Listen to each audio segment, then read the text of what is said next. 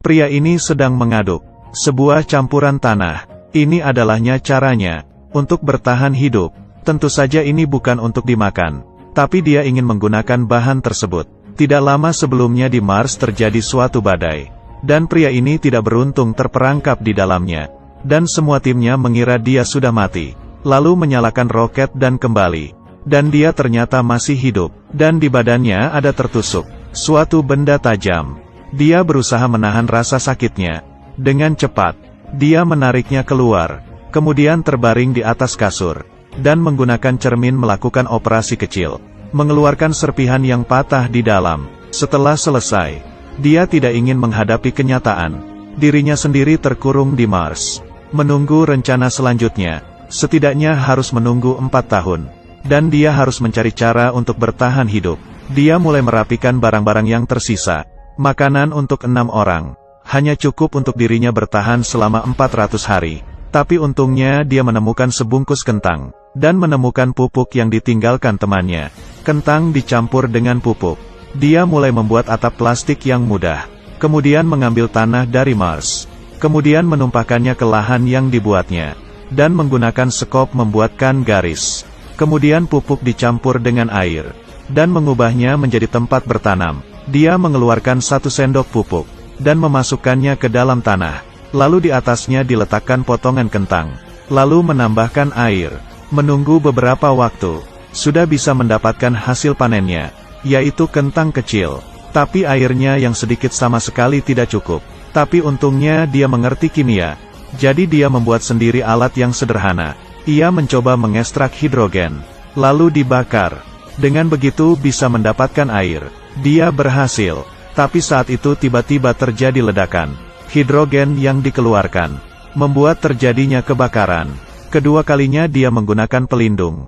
Dengan pengalaman dan ajaran sebelumnya, dengan cepat dia sudah menyelesaikan alatnya. Setelah semalaman dia kembali ke lahannya, dan memegangi pembatasnya, dan benar-benar basah. Selanjutnya, dia tiap hari melakukan sesuatu di dalam lahannya. Akhirnya di hari ke-58, dari tanah sudah tumbuh kecambah kecil. Dia adalah harapan sang pria. Adanya bahan makanan tidak memberinya jaminan tidak akan mati. Dia juga terus mencari cara untuk menghubungi bumi. Kemudian dia menyetir mobilnya sambil mendengar lagu. Menemukan pesawat luar angkasa yang tidak ada orangnya, yang bertanda 97. Untungnya mesinnya belum rusak, tapi yang bisa dipakai hanyalah kamera web. Dan waktu pengirimannya mencapai 31 menit. Kemudian dia meletakkan 3 papan di atas tanah. Setelah setengah jam, tim di bumi menerima gambar. Lalu kamera web membalas iya. Dia akhirnya bisa berkomunikasi dengan tim di bumi. Dan dia memanen kentangnya, yang sudah matang di hari ke-78. Semuanya berjalan dengan baik. Tapi suatu yang tidak diharapkan pun terjadi. Ini bukan salah satu orang yang paling sulit diselamatkan dalam sejarah film.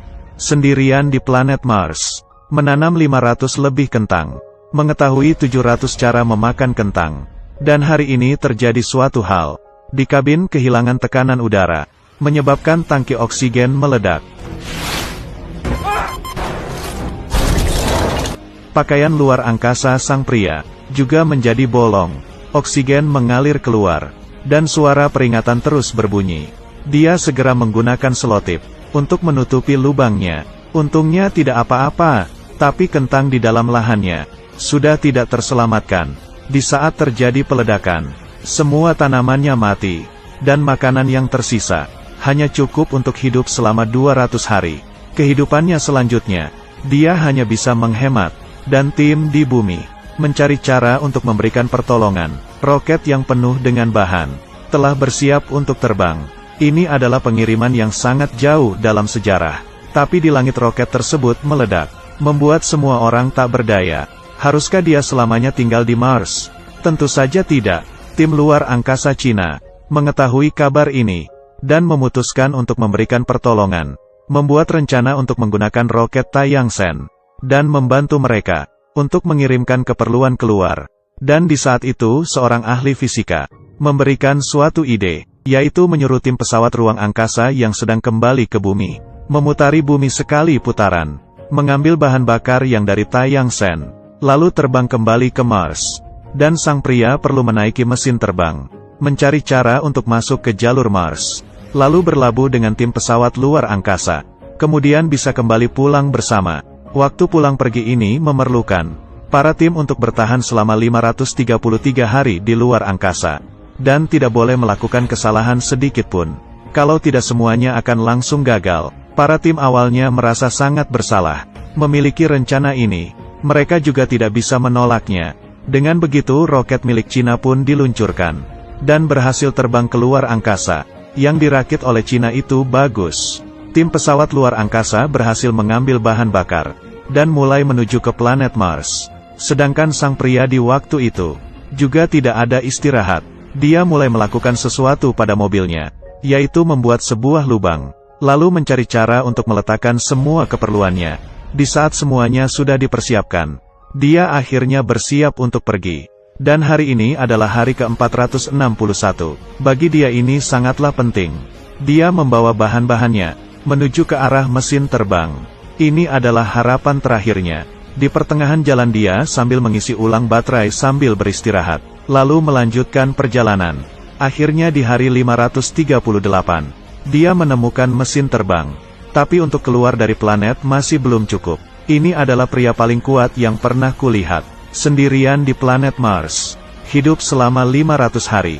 Mesin terbang di depannya. Sekarang dia mengurangi beban dalam mesin terbang. Agar dia bisa terbang. Dia melepaskan bagian kursi. Lalu membuka atapnya. Semua yang bisa dibuang akan dibuang. Kemudian dia menutupinya dengan parasut. Dalam sejarah ini pertama kalinya, parasut diletakkan di atap mesin terbang. Menunggu tim datang menjemputnya. Dia makan dulu di planet Mars. Kemudian meninggalkan sebuah surat, dan menepuknya karena sudah menemaninya. Selama 500 hari ini, dia jalan mendekati mesin terbang. Rambutnya yang tidak berubah selama 100 hari, juga dirapikannya kembali. Duduk di atas mesin terbang. Dia tidak tahan lagi pun menangis. Kemudian dinyalakan. Mesin itu pun melaju ke langit, menuju keluar angkasa dengan kecepatan tinggi. Kemudian pria itu pingsan, dan mesin terbang bersama pesawat tim dengan kecepatan sama, 42 meter per detik. Dengan kecepatan ini mereka tidak akan bisa bertemu. Saat itu ketua tim terpikirkan suatu ide. Dia menutup pintu udara, lalu menggunakan bom untuk melepaskan pintu udara. Terdengar suara ledakan. Gas di tangki dievakuasi seketika. Gas-gas ini membentuk dorongan terbalik, memaksa pesawat ruang angkasa untuk melambat. Kemudian kapten menggantung tali, dan bertemu dengan sang pria. Tapi panjang tali ada batasnya. Mereka masih ada tersisa beberapa jarak. Dan di saat itu sang pria membuka pakaiannya, agar udara keluar dan mendorongnya. Dia bergerak di luar angkasa, berusaha keras mengendalikannya. Tapi mereka masih gagal untuk saling berpegangan. Untungnya dia menarik talinya. Kepala tim pun juga tidak berhentinya mendekat, berputar berkali-kali di luar angkasa. Pada akhirnya berhasil menangkapnya. Rencana pertolongan pun berhasil. Orang-orang di bumi pun bersorak gembira. Beberapa tahun kemudian, sang pria menyadari kecambah kentang di kakinya. Hai teman. Dia juga menjadi profesor luar angkasa yang luar biasa, menarik perhatian para generasi muda untuk terus semangat dan pantang menyerah. Tidak berhentinya menemukan suatu masalah, lalu mencari cara untuk menyelesaikannya. Saat menghadapi kesusahan janganlah kabur, tapi harus menghadapinya. Menghadapi gagal bukannya marah atau menyerah. Selangkah demi selangkah. Mungkin saja, kamu juga bisa kembali pulang dari planet Mars. Aku adalah Dongfang, terima kasih sudah tonton.